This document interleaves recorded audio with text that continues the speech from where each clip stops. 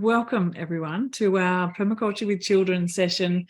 And what's been happening over the last series of weeks is Ange has been sharing and hosting a series of conversations around different ways that we can approach being educators with children.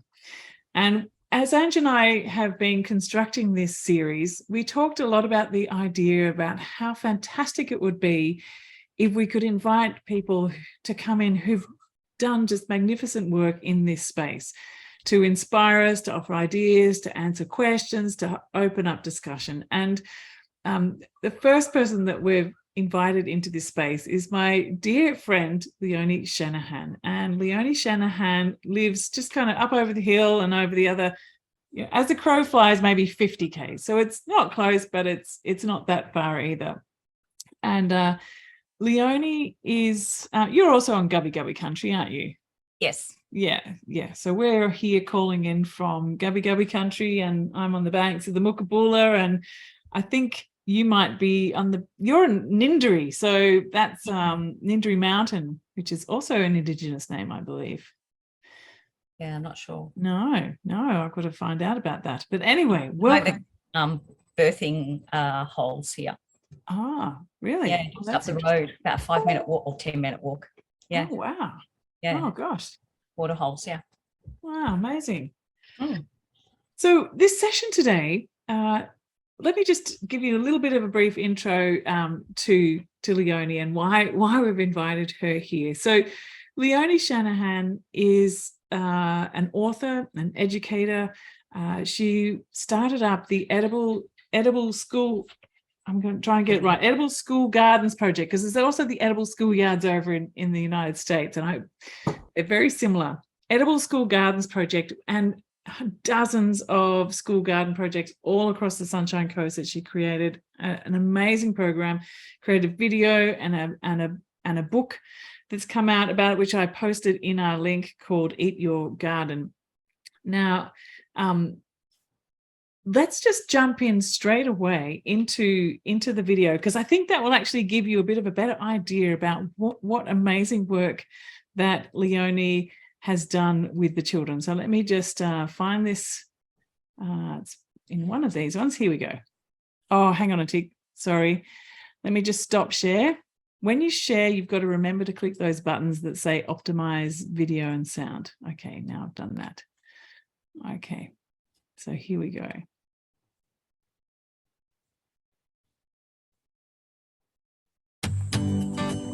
Hi, I'm Leonie Shanahan, and I am passionate about edible school gardens. I've worked in 20 schools, I've taught thousands of children this edible school gardens program, and I've watched it work.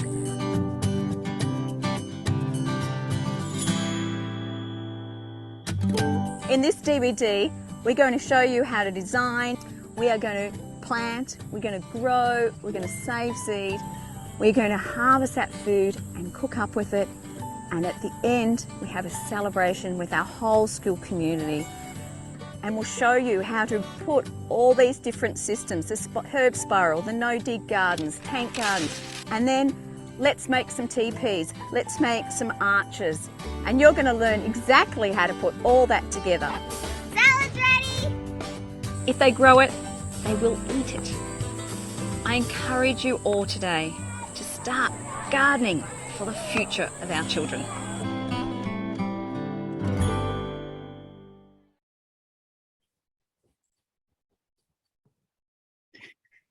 It's so great to see those gardens, because some of those gardens I actually came and visited when you were doing those a while ago, because there's a little bit more to your story too, isn't there? There's a lot more to our story. Maybe we should, maybe do you want to start and tell a bit about your story? Because, well, just before you do, I actually first met Leonie.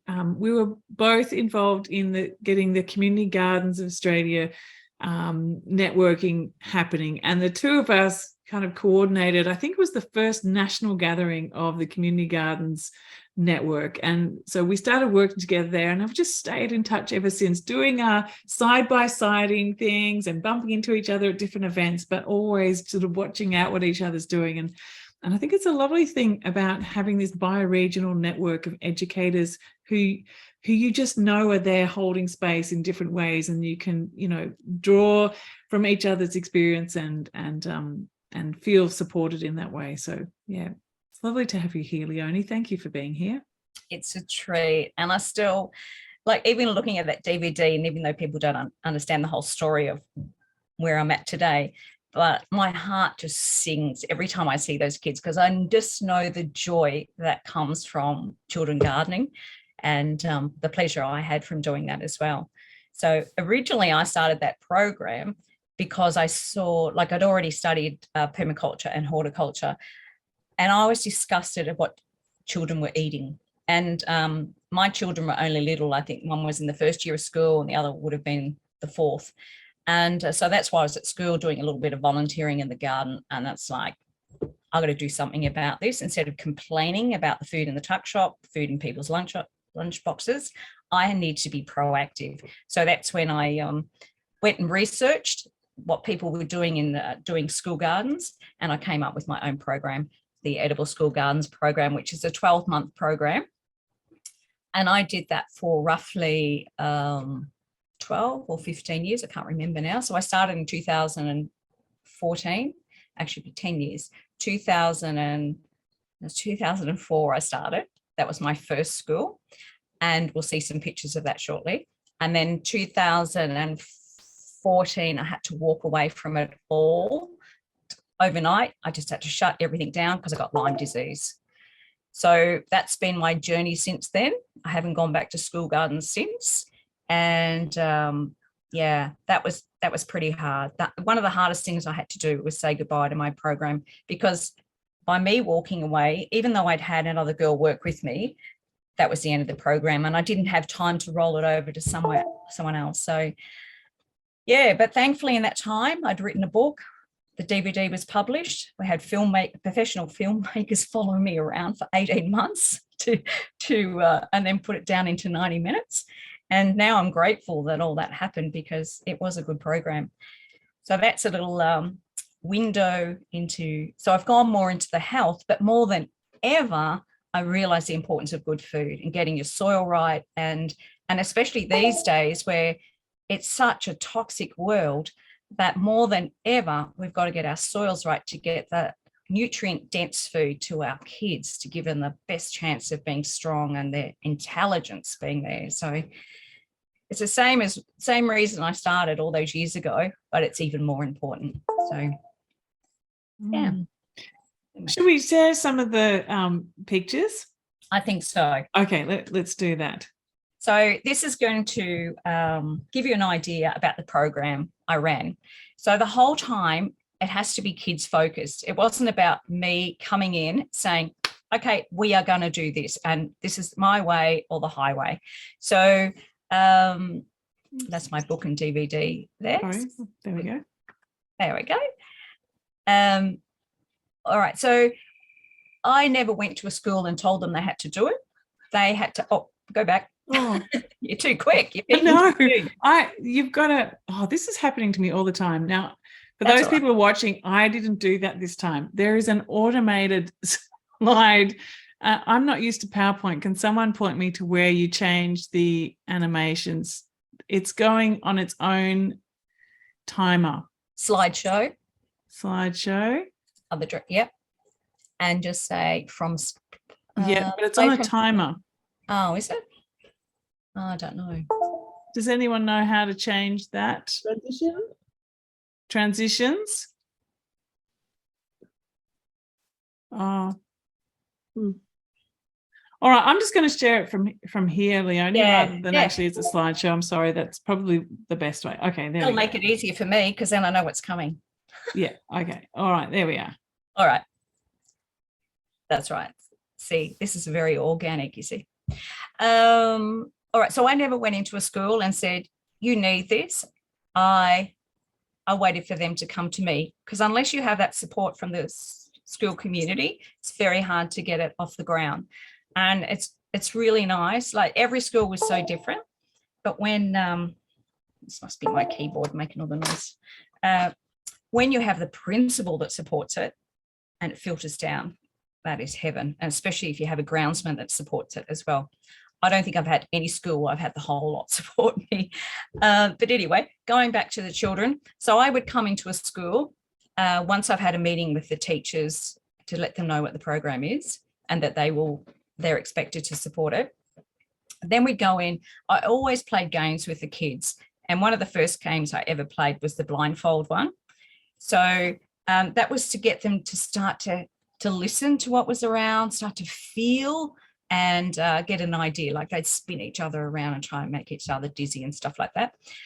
But just to get a sense that there's more than just our eyes. And there was lots of other games I played. Every class I tried to have some sort of game with them.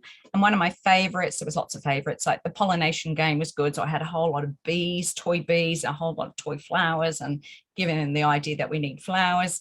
Another one that I loved was I had a map of the world and had a map of Australia, and I'd gone and purchased all these foods, like, you know, made sure they were from overseas, and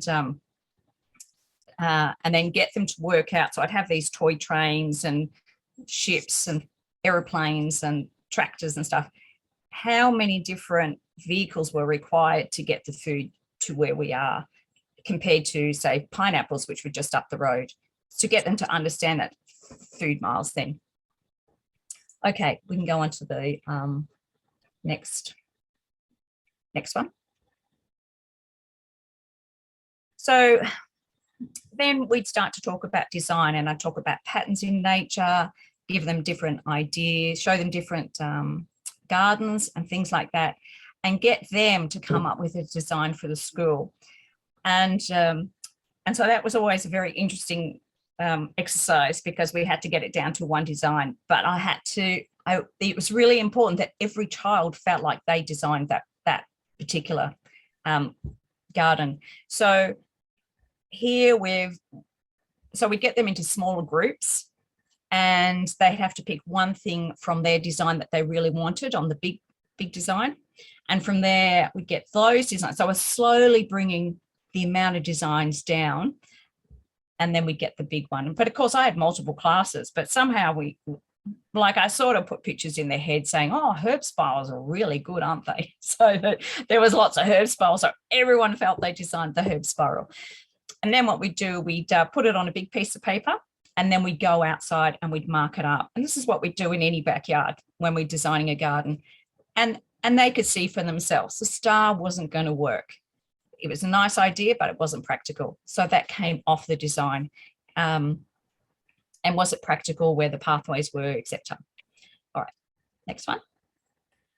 And once we had decided on, this is, the film people actually did this. My drawings of designs never look like this, but that just gives you an idea of what the children might design. And then this school, maybe it wasn't this school, and all of them were really different. This was to look like waves because they were near the beach and they could see the beach, so they wanted that in there. So they all had different ideas. Normally they had a reason why they wanted a certain design. Some of them wanted the letters of the school in there. Others, like one school, wanted the love heart because one of the teachers had died. So we don't necessarily go strictly by the rules of design. It was more important for them to have ownership over what it was. Okay, this one. And then once we had our final design, then we would be approaching, well, first of all, we'd be getting the parents excited and sort of talking about, hey, we've got the school gardens starting up, you know, hey, have you heard about it? Do you want to be involved? Say to the kids, is there anything you can bring from home that can be part of this garden? And I'd say, even if you bring one rock, that'd be fantastic to bring more ownership to the garden and drop the expenses. And so we look for recycled items, even though often we had a grant for the project, but the more recycled things we could get, the longer the program could go with keeping me there. And then we'd approach local businesses and say, hey, this is our project. We'd love you to be part of it. Can you donate something? And never be afraid to ask for donations. It's amazing how many you will actually get. And then comes our setup day. And this is one of the most exciting days for the kids and for me, where we bring that design alive all in one day. So we ask for parents to come and help us as well. And it's a lot of fun. So we absolutely get everything done in that day. Next one.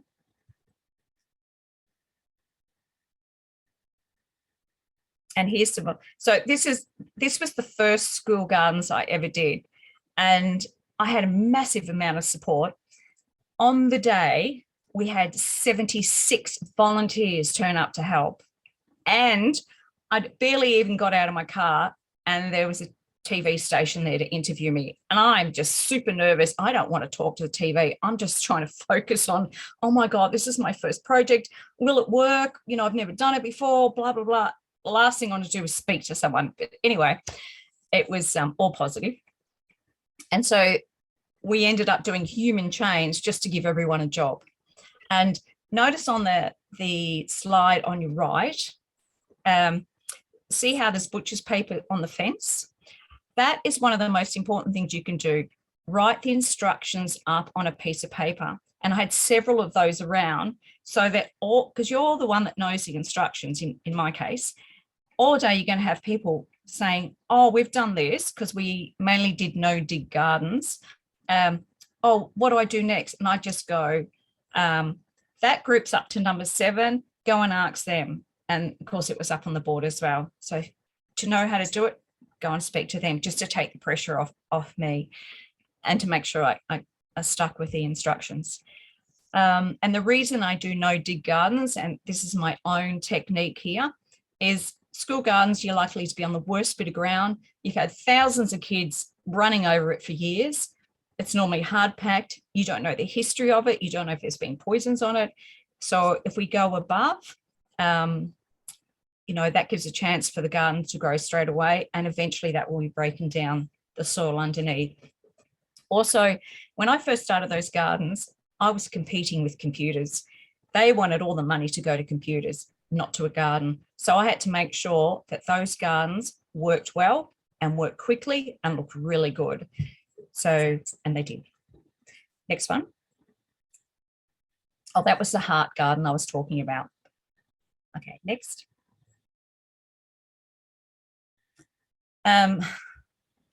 This garden here, this is like the castle. Here they had so many scrub turkeys. You know, we had to close it all up. So that was a massive job. Lots of volunteers to put that together. That had to be people that actually knew what they were doing, and yeah, created the garden inside. So that was good. Next one. And that just gives you a bit of an idea of some of the things in it.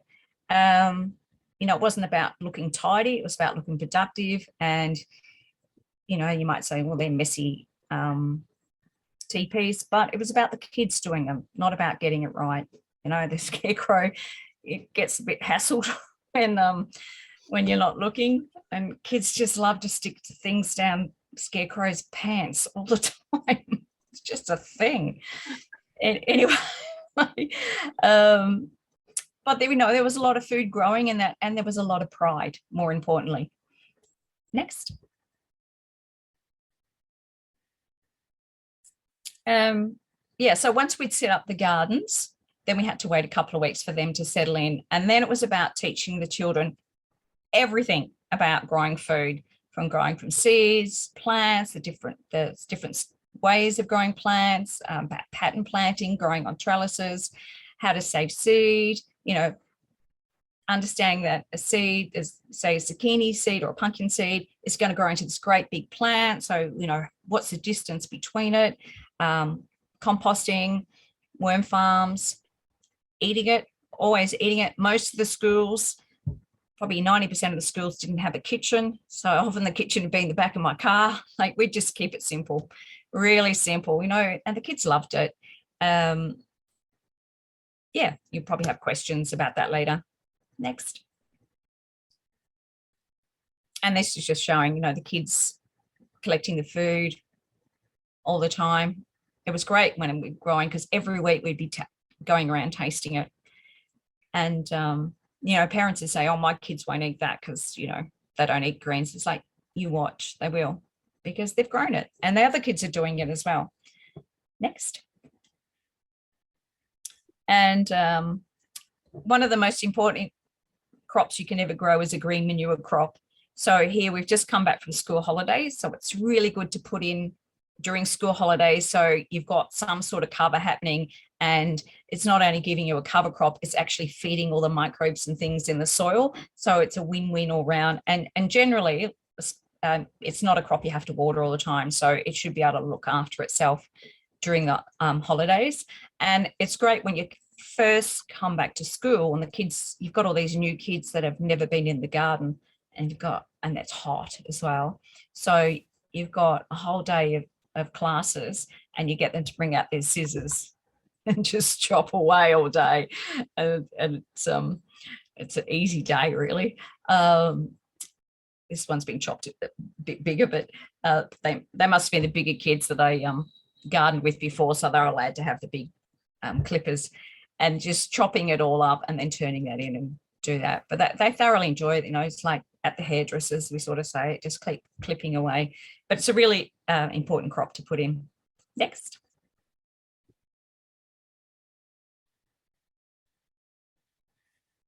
And, I talk about setup was one of the most memorable days for the kids. And the other one is we cooked often during the year, but once a year we had what we call a harvest festival, and every school did it differently. Most went with a theme, and they was just so much fun. And we'd often get a celebrity chef in. You just ask, can you come and cook with the children on this day? You don't pay for them. And they often love it. Especially we have other events happening with it. I will talk about, I didn't realize this was going to be my last day, but my last harvest event. I'd been with Our Lady of the Rosary in the Caloundra for 5 years. The program's only 12 months, but I was still there 5 years later and loving it. And every year, more and more of the classes wanted to be involved, even though they weren't gardening classes. And I said, as long as the parents and the teachers get behind me, we can do it. And because it was a really good school, very community minded, I knew I could rely on them. So just picture this. Every single classroom has been turned into a kitchen. Parents brought in all the cooking equipment. Every single child got to cook. And every single classroom had to come up with an activity for the Harvest Day Festival. So once all the cooking was done, then we go on to the football oval, the school oval. And we had, on that day, we had a tractor. And I'm a country girl. I hadn't realised that a lot of kids had never seen a tractor. So that was quite novel. We had the baby farm animals. We had the footwear called thongs, like a sandal, throwing. So we had thong throwing competition. We had pumpkin rolling competition. And then they'd made up a harvest song and a harvest dance. So that was happening. And we had a cook-off. And I remember I had to keep running from the oval up to where the staff room was to check on some food that was cooking. I remember stopping halfway up the hill and just looking back to all this activity and going, this was everything I wanted in my school gardens program. It's community, it's environmental, because we were using leaves to eat off, which were going back into the compost. Like, it was minimum disposables. We'd gone to the op shops to get real forks, knives and spoons, and we got plastic cups, real plastic cups, as our harvest kit. And as a rule, most of those forks and knives, those real ones, cost us 5 cents each, cheaper than getting disposables. And that was another exercise with the kids as well on a rainy day after Harvest Day, going, okay, let's price up how much Harvest Day would have cost us if we'd gone to the shops. So I remember standing up there and going, okay, community, it was about food, community, environment, and it all came together. And went, oh my God, this was it. Didn't realize it was my last time though. But it was nice to have that realization going, oh my God, this is just amazing.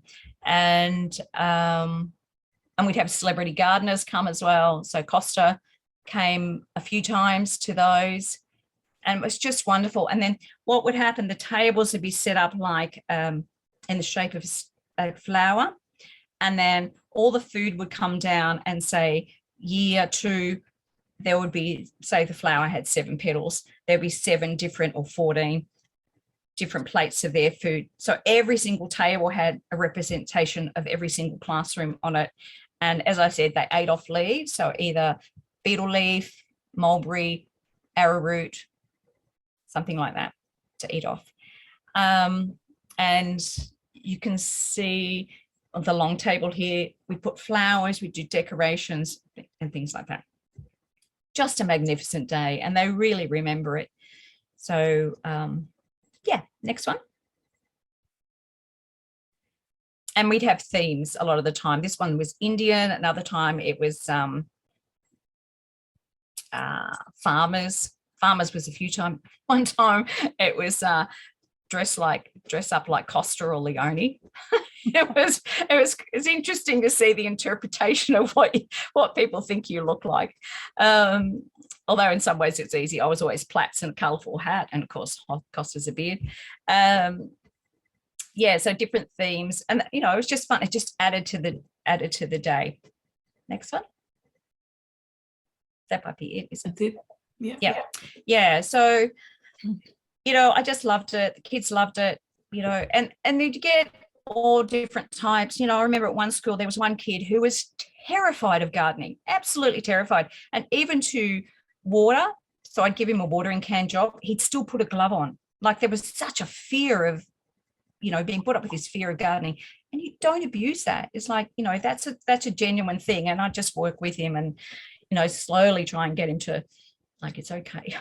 But, my best workers were the ones that were called behavioural kids in the classroom, which suited me down to a T, because I was bored at school. So I completely understood them. And they were normally the best investigators of and record keepers of insects. They became real researchers because there was an interest. There was this out of this classroom, and yeah, so.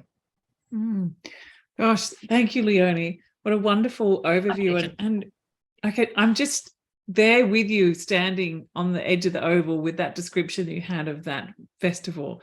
And what a wonderful thing to be able to have created this incredible celebration, and the idea too of bringing in the celebrity chefs and gardeners, and just the excitement that's built around that. Like, gardening and all of this world of food is exciting and engaging, and it's where people want to be.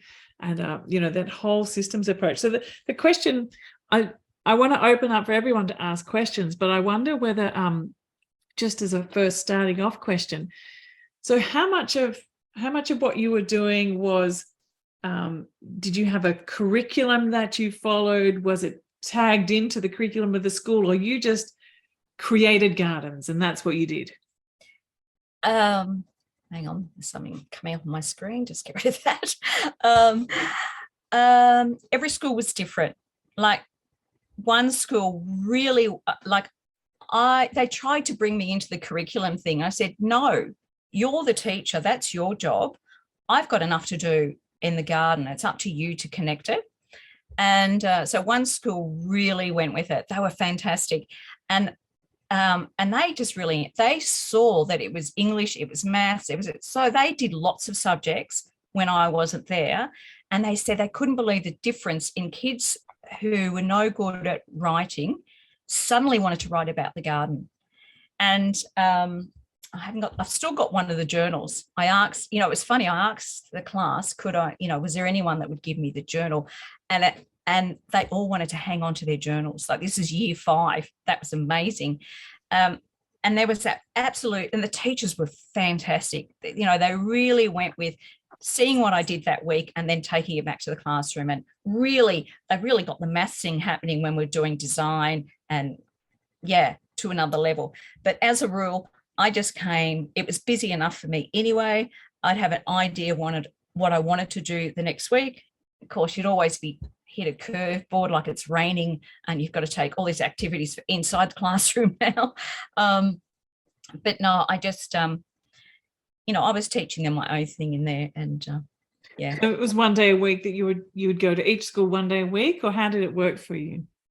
Most of them, when we started off, it was one day a week. And then when I was at school at a school for several years, I was trying to wean them off me and me off them sometimes as well, to fortnightly, if possible, to get them used to doing it in between. Yeah. But ideally, if you're there every week, that's obviously the best thing to do. I'd love to open up. Who has any questions that they'd like to ask, or something that they noticed in what Leonie had, and share a story from your experience as well.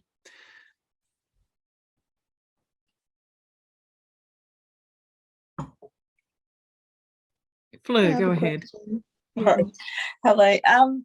Yeah, I'm trying to get into the local school at my son's school. I've just had such a blocks coming to try and get in there, and just hearing what you said about them approaching you.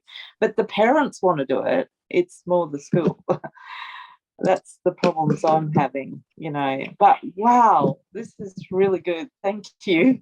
What you did is amazing. That's called doing what you love. and it just flowed as well. Once I had my mind set on it, just everything came to me, the right people. Like I said, I'd never approached the school, but the media loved it, and I was constantly in the media, which really helped. But what I would say, be persistent, because it's your school, and they've got a bunch of people that want to do it. There was only one school, actually, I think it was a Lady of the Rosary, with so many parents wanted it, and a couple of the teachers wanted it as well, that the principal said, okay, well, I have to okay it. A year into that program, the principal, he was a pretty cool principal, especially for a Catholic school.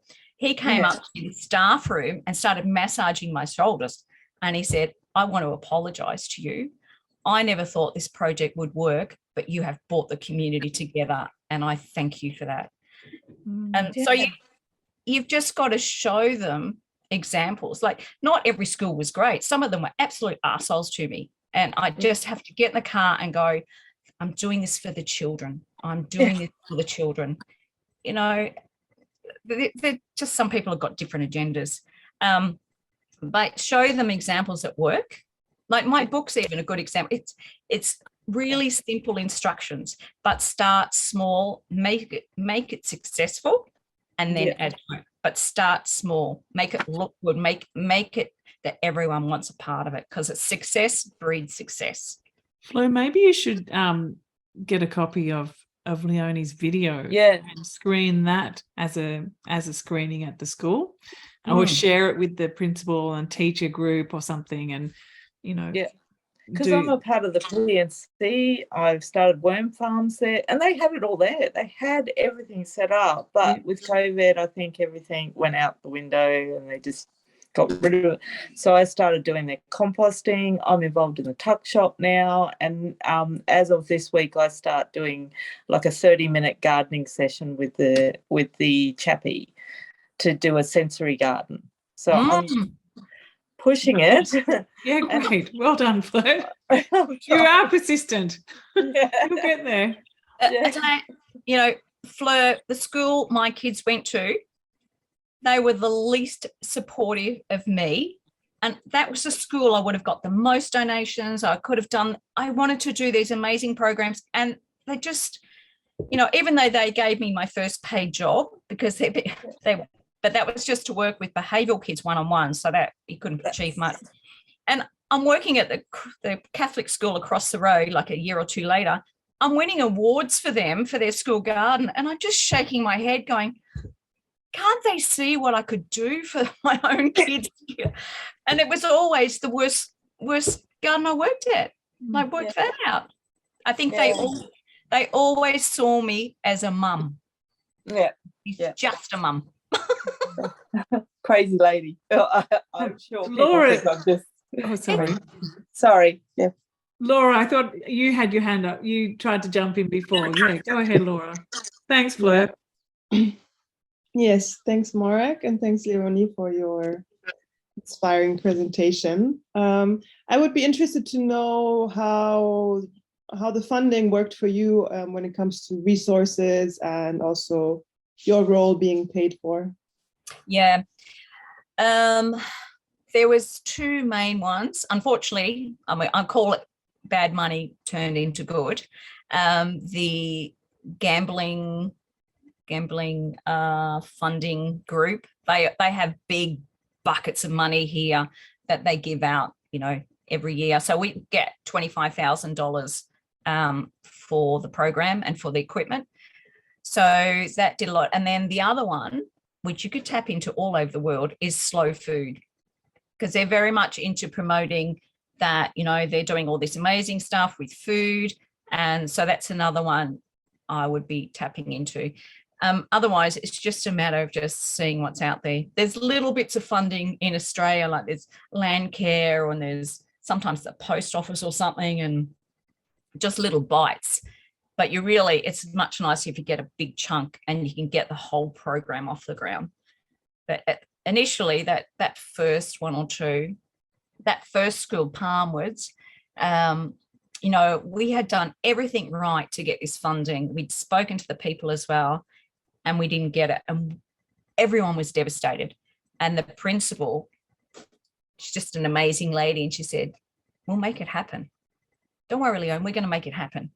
And that's when we just combed the community for funding and stuff like that. And, we got a whole heap of donations, and then we got those, 70 something volunteers as well. So, it was devastating, but it ended up being one of the best programs as well.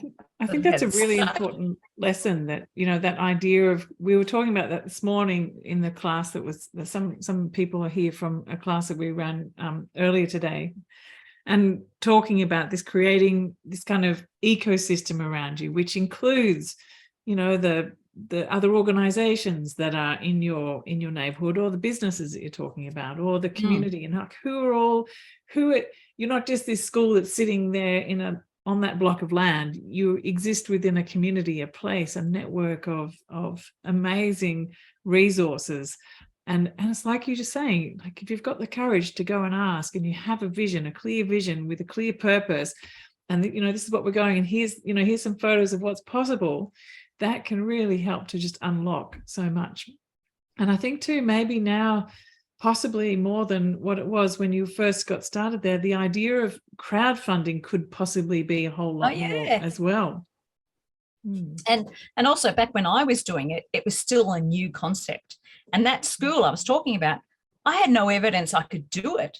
It was just all in my mind. This is what I want to do. So I couldn't even show them that that I could come up with the goods. It was all just me just going, "Oh, this is my plan." But these days it's so much easier to get funding, because people know what a school gardens is now. They understand it. They understand, and you really got to push the health benefits for kids: exercise, sunlight, proper food. It's crazy that a lot of money isn't going towards it. But at least you don't have to explain what it is. That's a good start. So, and there's statistics out there now that, well, there should be, showing that the benefits of it. Yeah, I think there's a lot of research that's been done since that time, which is fantastic. And before Ange jumps in, I just thought I'd quickly say, how did you get so much media attention? Did you pitch to tell the story, or did they see what you were doing and then go, "Oh, that's interesting"? So was it which way did that happen? Actually, I'll tell you something funny. So I realized if I was going to get funding, I had to speak. So I was giving a talk, I think it was a Permaculture Day or something. Anyway, I was terrified of speaking. It's hard to believe, but I was. And I had to keep going outside because the speaker in front of me was running late. So that didn't help my nerves one little bit. So there was like extra 15 minutes. And I'd go outside because I thought I was going to vomit. Anyway, it was horrible, and you sort of shake it off. So I spoke, and then people came up to me afterwards and said, what you had to say was really good, but you were so nervous. We could barely understand what you were saying. And it just happened that the next Monday I was going to the library and there was this group outside called Toastmasters. And I said, what is Toastmasters? And they said, speaking group. So I went along to the meeting and I was so nervous. I wouldn't even get up and say my name. Someone had to introduce me. So I stuck out the Toastmasters. Then I went to the national speakers for a while. And then, once I got my confidence, I loved it. But that was the first thing. I knew I had to learn how to speak because I had a message. And then what happened, I don't know, I just seemed to find, the media found me. I never went to them. They always found me and they just loved it. They loved the stories. They loved that these projects were happening. And because you have a celebrity, like Matt Galinsky was involved with one of the schools, I had names attached to it, but as a rule, it was mainly me. And because I was winning awards all the time.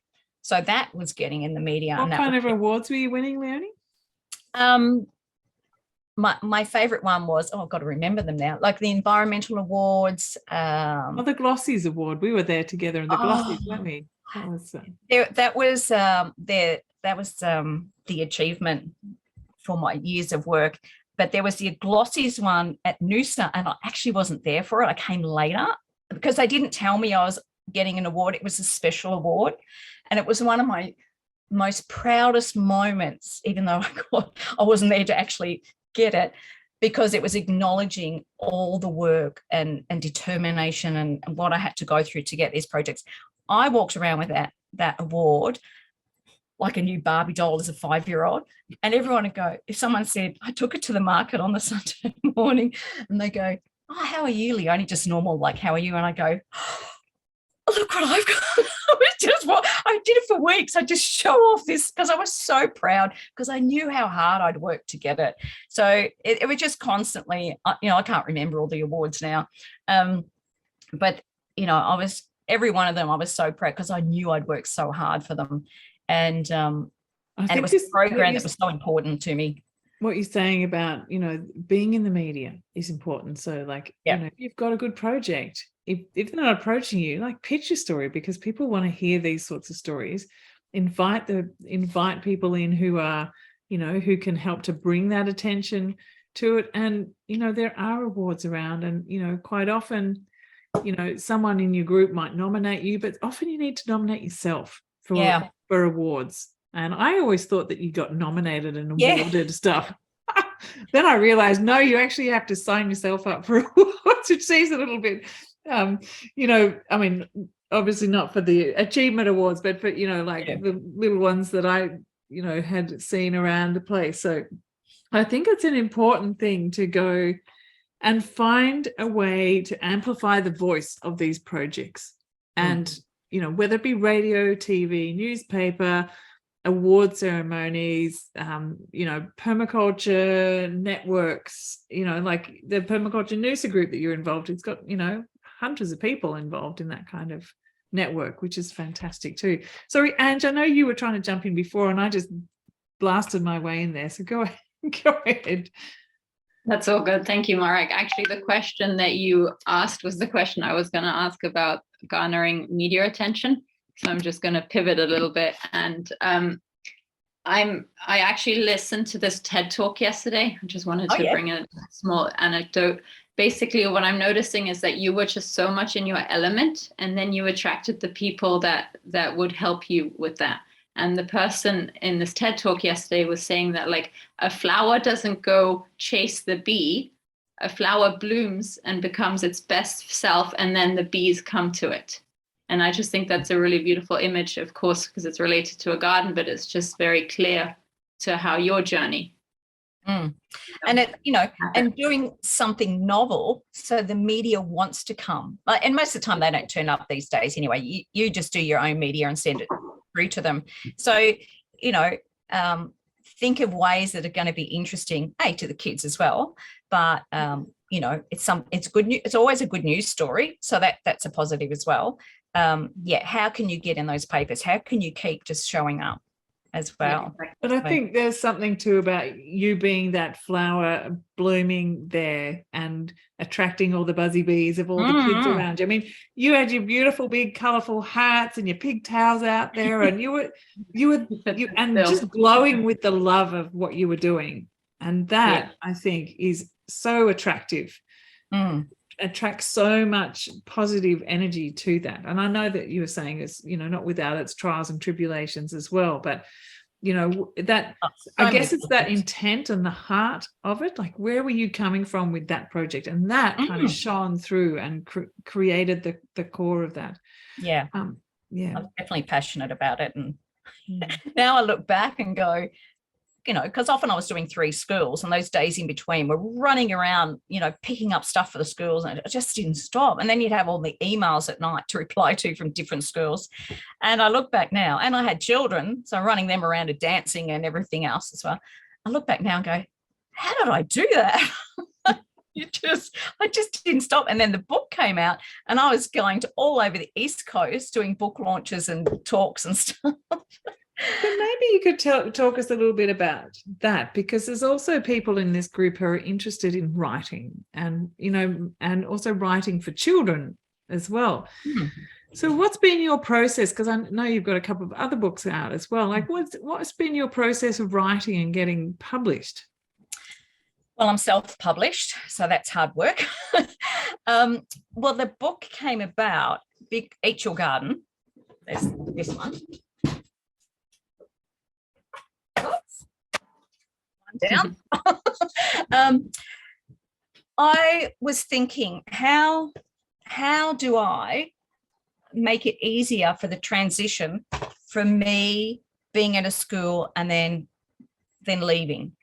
So I thought, well, I need to do a manual for them. So I did up this manual, and then I gave it out to a few friends at Permaculture and said, can you please proofread this, you know, be really harsh on me? And they all came back with the same message. This is not a manual, this is a book. And so then I went to a local publisher who was great, and I gave it to him, and I could see he's trying to say something, but trying to work out how to say it to me. And he said, Leonie, this is just words on the paper. Put photos to it and you'll have a beautiful book. He says to put it down, give yourself a rest. You're rushing it to get it ready for the Garden Expo.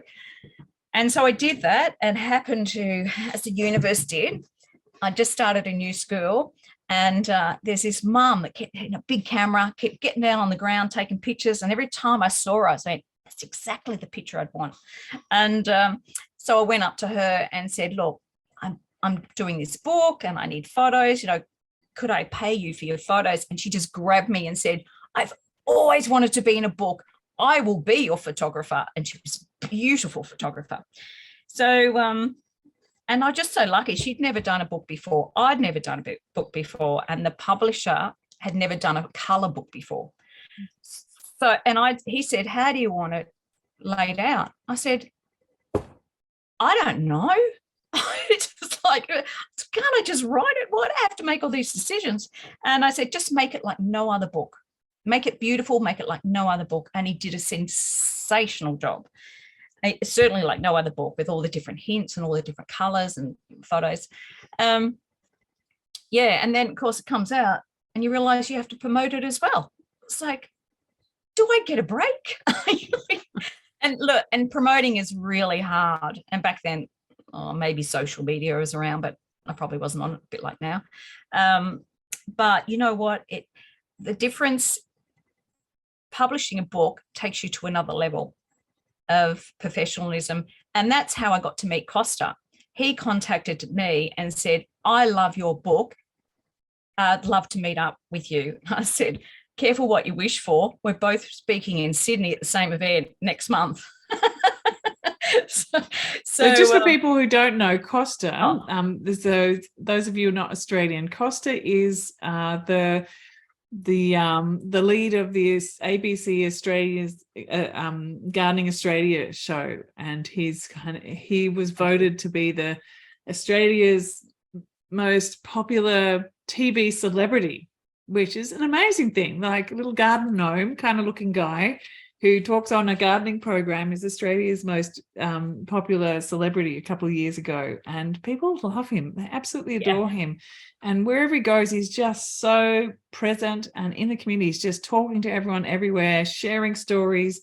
Goes and meets a group over there, then he goes to the next group and he tells that story there, and he just keeps going around and he shares the stories on TV. He's inspired by his Greek grandparents, and anyway, so wherever he goes, there's just like this flock of kids following him along, because he's also on a permaculture for children television show called Dirt Girl World, and he's actually the garden gnome in that. And Dirt Girl World, if you haven't seen it, I really highly recommend it. Kate McQuillan, who is you'll find an interview with her on my podcast. She is the brilliant director behind Dirt Girl World. And so it doesn't sort of say this is a permaculture kid show. It's Dirt Girl World. And there's what is it, Grubby, and what's the Dirt Girl and Grubby. And so there's all these characters, and it's all about soil and gardens and turning waste into, like sort of appropriate tech stuff. And then there's songs and there's dances and the waggle dance of the bees and all of this stuff. It's a total permaculture show across the nation, and it's awesome. So grab a look at that. I wonder whether you can see it from where you are if you're not here in Australia. But anyway, so so Costa, having someone like Costa as your champion is a really good thing. If Costa comes in and says, look, I love what you're doing, and he starts to speak it up, then that's that's sort of part of that ecology of communication as well. And it's not like you went out and sought Costa. No, he came to me. Yeah. And so that's the thing about you must be a very bright, shiny flower. Well, he does big APACA, big landing pads, with lots of space for people to land on. When he was my MC when I launched my Lyme Disease Sucks book, and it was hilarious because he goes, let me just tell you what Leonie was like before she had Lyme's. He goes, she was just as crazy as me with her energy. And she'd pick me up from the airport and go, right, we're going to 6 schools today. Off we go. He goes, and when I go up in the morning, she'd go, here's your garlic for garlic and lemon shot for the day. I'm trying to break in going, you've got to have garlic to protect yourself from the evil thing. Just anyway, it was quite hilarious. And I thought, yeah, well, we both did have similar energy back then, just so driven and with projects and stuff. But anyway, going on, so I got to meet him, and then I got to meet most of the Gardening Australia, like the other presenters. So the book just took me to another level, and it organizes. You have to organize all your information because you've got to have it very clear to publish it, because once it's on paper, that's it. And then I was lucky with the DVD. That was, like I said, the film crew followed me around, and I've only ever watched this once, and that was to approve it. Very hard to watch yourself.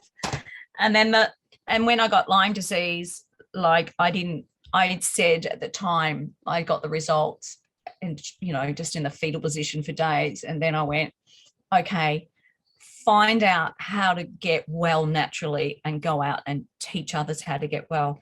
So I didn't know what that was going to be, but that turned out to be a book. And then the latest one is Elevate Your Energy. So all self-published. You think I would have learned from the first one, don't get self-published, because it means you have to, but you if there's 2 people, like I do a lot of public speaking, not so much now, but I'm getting back to that stage. If you've got 2 people out there and they don't, you're just names on a piece of paper and one's published a book, you know who they're going to book, don't you? Well, hopefully me. So anyway. Yeah. Are you part of the media network as well? There's with Annette McFarlane and all of that. Oh yeah. Group. Horticultural Media Association. So that then opens doors as well for different things. Yeah, and I write for ABC Organic Gardener magazine as well.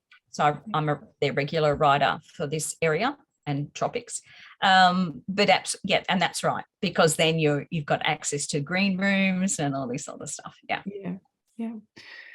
Oh, I'm wondering if anyone else has any questions that they would like to ask you about school garden programs, or, you know, you talked a lot about, let me just run through a couple of the topics. I was taking notes. There was things like, you know, games, the design process, ownership, donations, permablitz days, being clear with instructions, getting things to get going really quickly, being a quick growing thing to be visibly there, managing holidays, oh, and yeah, the whole outdoor, the feast days, that was a big thing. And then I was sort of wondering too about where's my question here? Yeah, like what happened during the week? Were the kids allowed into the gardens as well? Were they allowed to play in the garden, or was it just garden day space? And then once again, that varied from school to school. So some of them it was access all the time, and other ones it was off limit because teachers couldn't supervise. Yeah, so it did vary. I'd be happier if they had access all the time. Yeah, create fairy gardens down the garden at lunchtime. Yeah, I'll tell you a funny story. I was most of my schools were an hour away from me.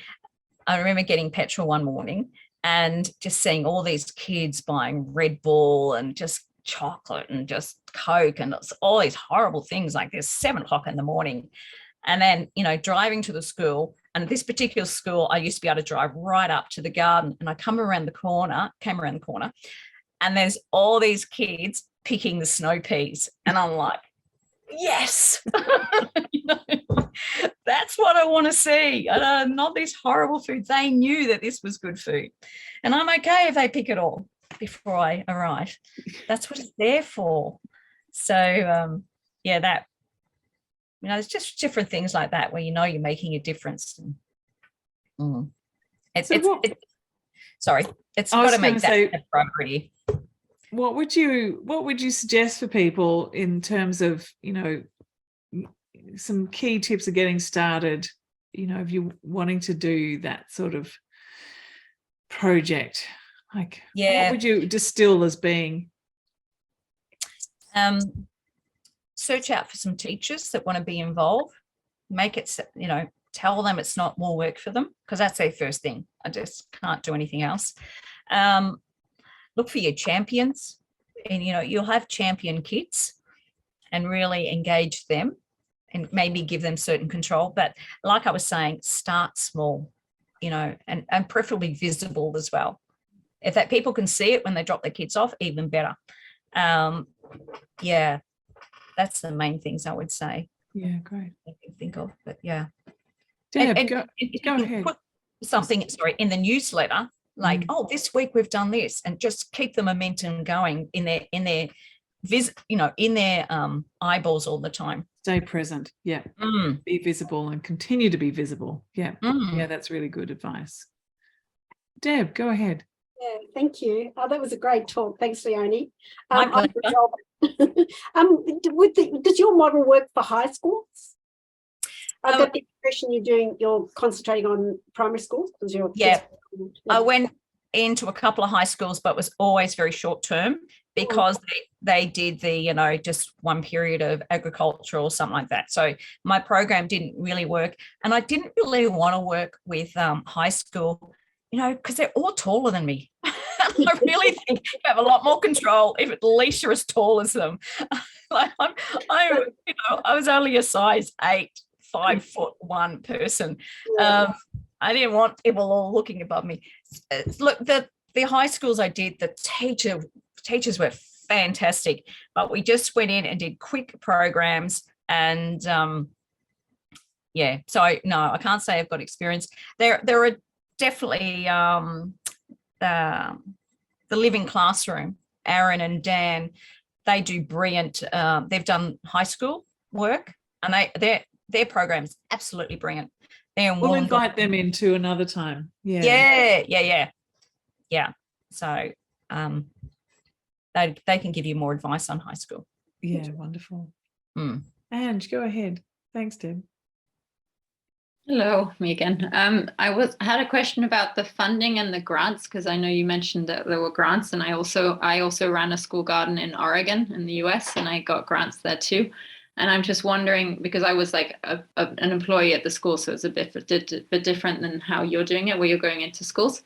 And I'm wondering if with the grants, whether you did all the grant work yourself, or whether you did it with the schools, or whether the schools did it completely without you. You know, like, how was the funding process of that? And also, did you mostly work in public schools, or did you work in private schools too? Like, I'm just curious, because, like, you know, you said earlier that the teachers are going to be like, oh, I can't take this on, I have too much work. And then a lot of schools are going to be like, oh, we can't fund this. So I'm just wondering, that would be like the big block that I could envision of schools not going for it initially. Yeah. I have nothing to do with funding. I do not want to touch paperwork. So, and they have to show a commitment as well. Like, to work, they have to show a commitment. So they did the funding. Like, I could say, here's the gambling fund, off you go and fill it out. But I never did it. The only time Slow Food, if I recommended a school, they'd get the funding. So that was a bit different. They were happy to sponsor me into schools. So they didn't give as much money. They only gave, this is years ago now, they only gave $6,000. And that was to pay for me, but the school still had to pay. Oh, I can't remember how we worked it. So that's how we did the funding thing. It was up to the school to find it. It was probably half and half, whether it was a state public school or a private school. And they all varied so much. And what was the third question? I think that was it. Thanks. Yeah. I think it was about the grants and the funding. Yeah, I think you answered it. Thank you. Yeah.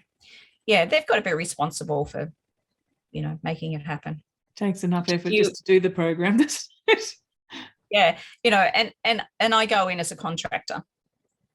Okay. Do you provide like a cost breakdown of what the garden's going to cost, or do you like, we need 4,000, 7,000, 8,000 euros, dollars, and then to create it, and then they find the funding for that.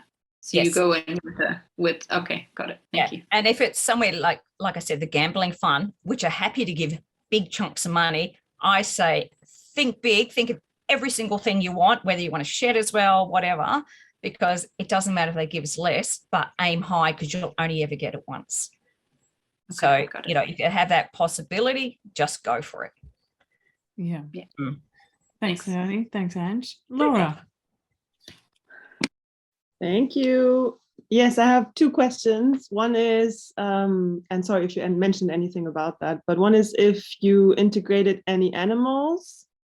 And the second one, about the maintenance, because you said you were there once a week. So was there any maintenance, or how did you go about that? Okay. With the maintenance, I would sort of say to the teachers, this has to be watered. You sort of try and delegate what needs to be done. Watering was the main thing, really. It's not often there was anything else. Yeah, so they have to take some responsibility. And if there was holidays, it's just like, okay, this class has to do this, or we call in parents that live close by, or neighbours that could help out as well. Sometimes the neighbours will help out because they might come in on the weekend and help themselves for a bit of food, which is fine as well. Now the animals, that's definitely chooks were very popular. Chickens, sorry. Sorry. I just thought I was on mute there for a minute, and I went, did you hear me or not? Just in case you didn't know what a chook was. Sorry, Australian slang coming out. Chickens were very popular. And I have to laugh, this school I often talk about, that we've had the big harvest day. The principal he just loved this whole program so much. The only green space they had besides the garden was the oval. So he decided that the groundsman could take their stuff out of the shed and put it somewhere else, and he got goats in. So every day kids were taken in turns to walk the goats around the oval, like they'd get walked around. It was just crazy. But he saw the value, and then these kids needed to learn about the farm. So that was hilarious. I couldn't believe it. I had nothing to do with that. It just grew. Like, I had nothing to do with the chooks. and I definitely wouldn't bring chooks in. It has to be someone passionate on site. Like, you can't leave animals locked away all the time. And it was quite, well, it was sad. The kids forgot to lock the chooks away one night, the chickens, and the fox got them. So the next morning there's chickens without heads. And so it was quite traumatic. And anyway, one of the girls who had quite a harsh life, she was really traumatized by it. But thankfully, it's such a beautiful principle. Like, she just wanted to, I think one of the chickens survived but was traumatized. So she just wanted to sit with that chicken all day, and he allowed her to do that because that was helping her process as well. And they just every half an hour or something would go past and make sure she was okay and say something. So yeah, so it was lots of lessons learned. You don't really want that to happen, but yeah, it was interesting how in some ways that could have been good for her as well, because she was allowed to process it. But yeah, make sure they're locked up. But kids love chickens, absolutely love them. But there's only a few schools that have them. But yeah, and then the question, I taught rural schools as well. We raised chickens to eat for harvest day. So and they were fine with it because they were used to it. They had animals all around. They had cows and stuff and everything. I wasn't involved with the cows, but yeah. So different schools, different places, but if you've got animals, it's great. Shannon. You're on mute. Hi. Loved listening to your story, Leonie. Thank you so much. My pleasure. I'm in Pacific Paradise, so my kids go to Pacific Paradise School, and you did a garden there. Yes, yeah. and most of the filming. Yeah, I saw that. It was wonderful. Yeah, so actually, my son's now in grade 9, who was a part of that, and he right. Yeah. He just loved being a part of it. It was wonderful. But so now the garden's still going, and it's still fantastic. And there's a wonderful teacher there who is really keeping it going. But unfortunately, I guess because you get changes in principals, you get changes in teachers. So the people who were once really keeping it going are no longer. But we're just trying to get together a bit of a team to get something going again and get some more funding and maybe grow it a little bit more. My son, who's in grade 2, doesn't get to be a part of it. Only the certain grades get to be a part of it. And that was going to be one of my questions, is to, did you include every grade? And as you said, it's different in every school. Yeah, okay. No, because you don't have the time. Yeah, okay. And it's going to flow much easier if you've got the same classes all the time, because then you can teach them the whole lot. So right. Yeah, and normally, it's the keen teachers that classes come in. Yeah. I guess because we're doing just a couple of little beds with an arch and a scarecrow just for my son's class. A few of us parents are getting together with the teacher, but she knows nothing about gardening, and she is very nervous about the whole thing. The teacher is. So that was going to be another question: is did you ever do any? Yes, it's all in here. Exactly. Yes. Did you ever do any education with the teachers when you first started at a school? Because I guess the teachers, when you weren't there, were the ones who were responsible for taking the kids out in the garden and doing, the maintenance there and talking about the garden with them. Well, they didn't have to do a lot. It was mainly if they would embrace it and take them all out to read or just to see what's in the garden. They didn't actually have to do much in between, because we did a lot when I was there. So you don't have to feel nervous about that. I forgot what we were saying. What was it? Do you teach the teachers? I'll teach the teachers. No.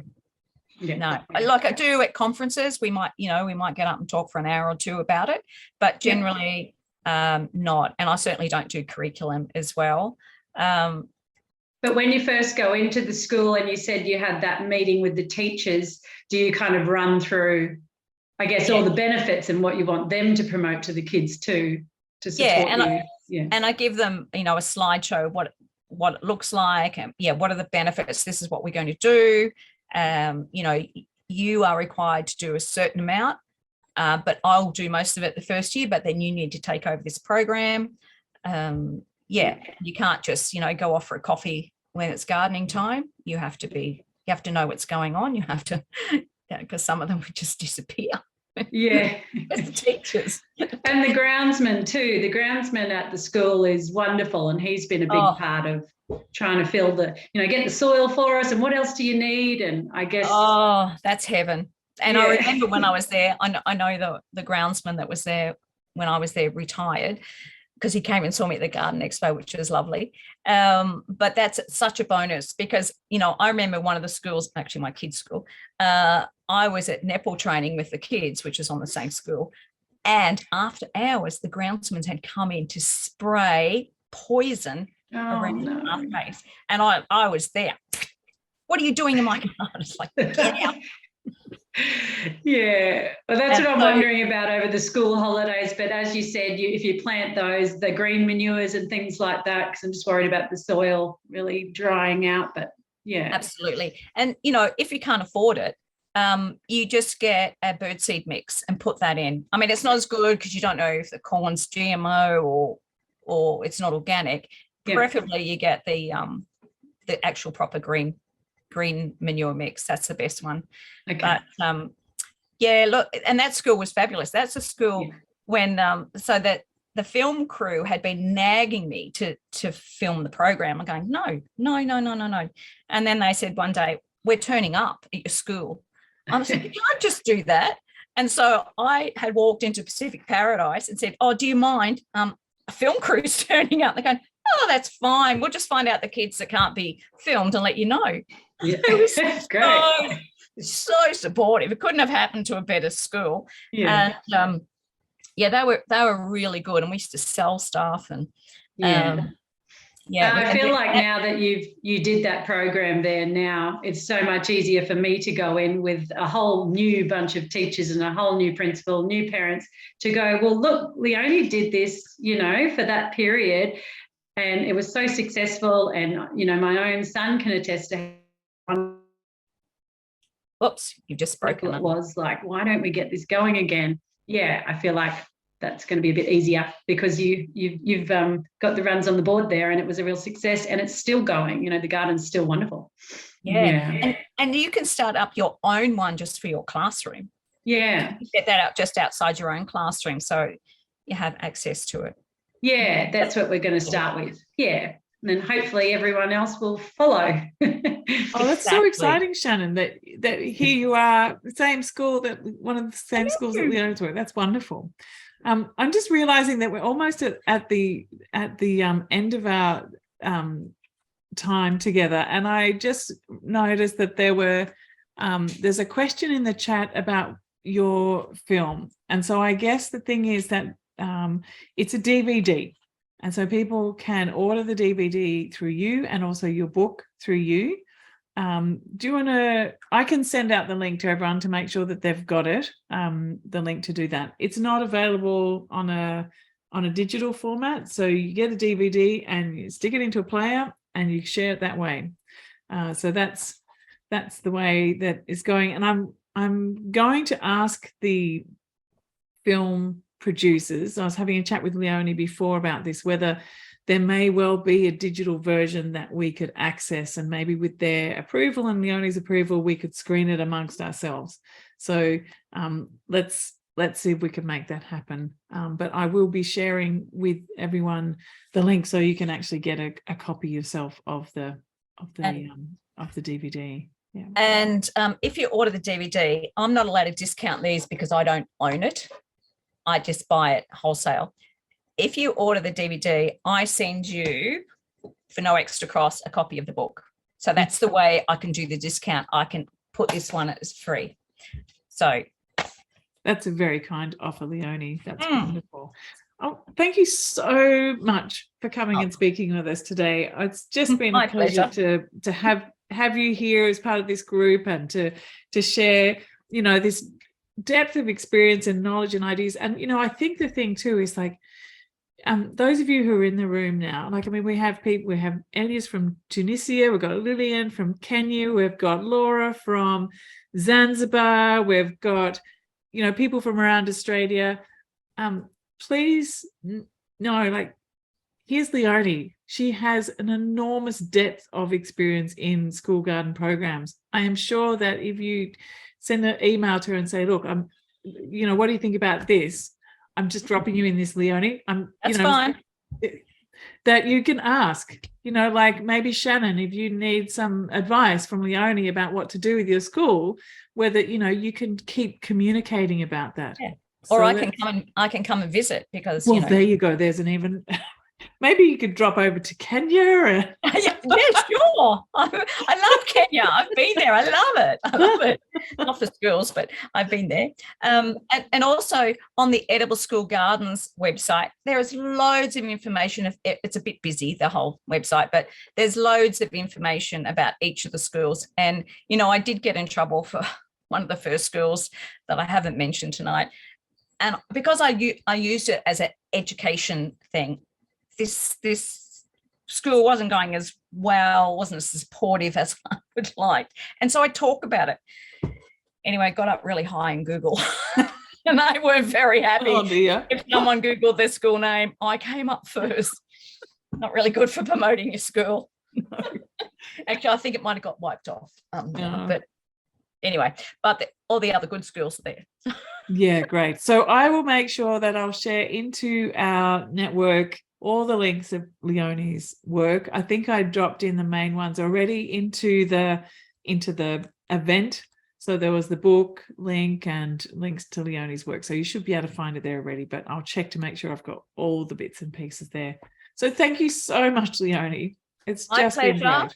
Thank you all. You're out to do the work now. I can't do it anymore. So it's up to you. Oh, I'm going to get a copy of your new book. I'm going to get online and order that. I want to read all those stories, positive stories. Wonderful. All right. Well, thank you and good night, good day, good afternoon, wherever it is that you're joining in from. And thank you especially to Leonie for being here and sharing all of that with us.